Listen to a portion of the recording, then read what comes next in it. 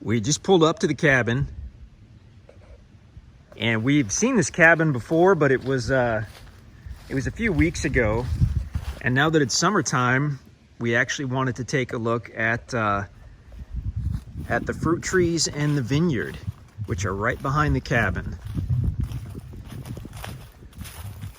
Gorgeous setting. You can see that big open meadow,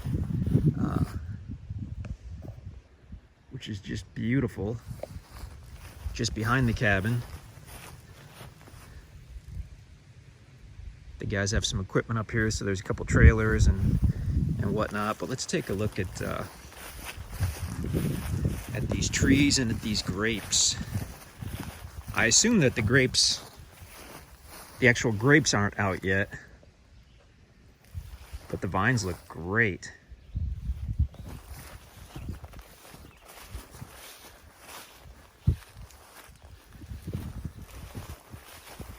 That is awesome. We have definitely never had a property that has its own vineyard before. 3 rows of vines. And then these trees, I guess it's a little early to tell precisely what kind of fruit they'll produce, but I think we identified some of them earlier.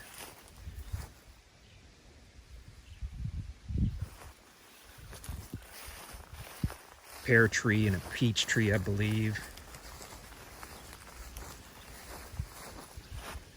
Gorgeous.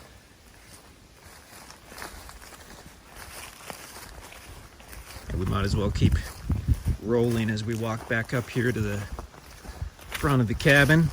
Little shed, good for storage.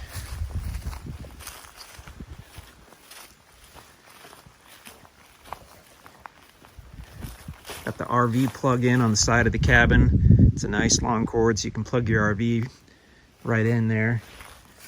Propane tank. The drilled well is right back there. This fireplace is pretty amazing. Obviously, that's going to be rock from the property, I'm sure, that they used when they built that.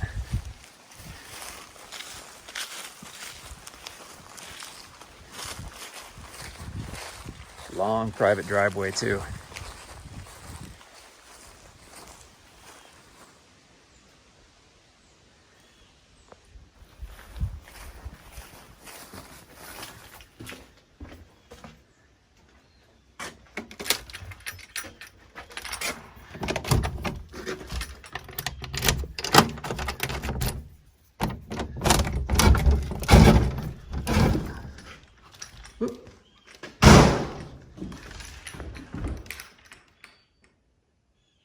This is kind of the great room here. Very much a cabin feel when you walk into it with the log beams. And there you can see more of the detail work on that fireplace, which is awesome. Little bathroom with the shower in there and the water heater. I think the guys are doing some plumbing work. This, I don't know if there's more than one propane wall heater, but that's going to be plumbed to the propane tank outside. Oh yeah, there's another one right there. Kitchen is definitely usable. It's not huge, but the cabinets are really nice.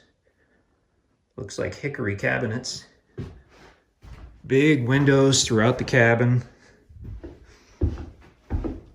And then one of the coolest parts, in our mind anyway, are these 2 bedrooms, which is something you just almost never see with a log cabin, because the labor required to add separate bedrooms was pretty intense, because you're talking about not only the additional logs, but fitting them in to the main structure.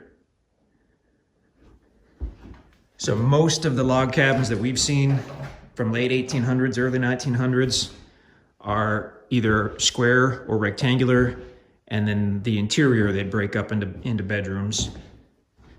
The kitchen as well, the whole kitchen area, you can see how that's also log structure.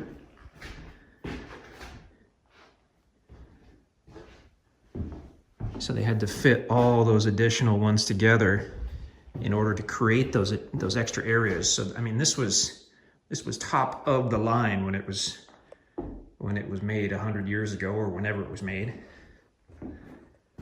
We're assuming late 1800s, early 1900s. Really unique property, just awesome.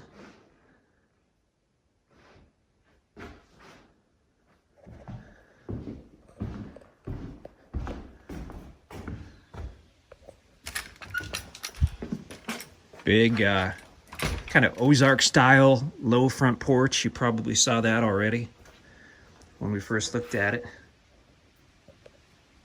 Actually, if there's one thing that kind of says Ozarks when you're looking at a log cabin, it's that low slung front porch. That's just the style on the traditional ones.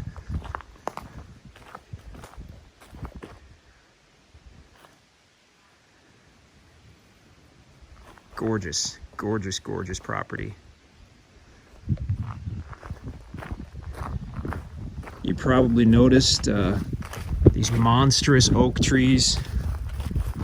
There's several of them right here throughout the yard area. So these predate the cabin probably by 100 years or more.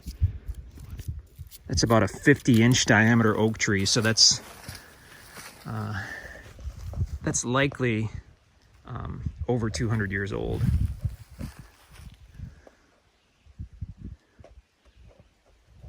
Really, really special place.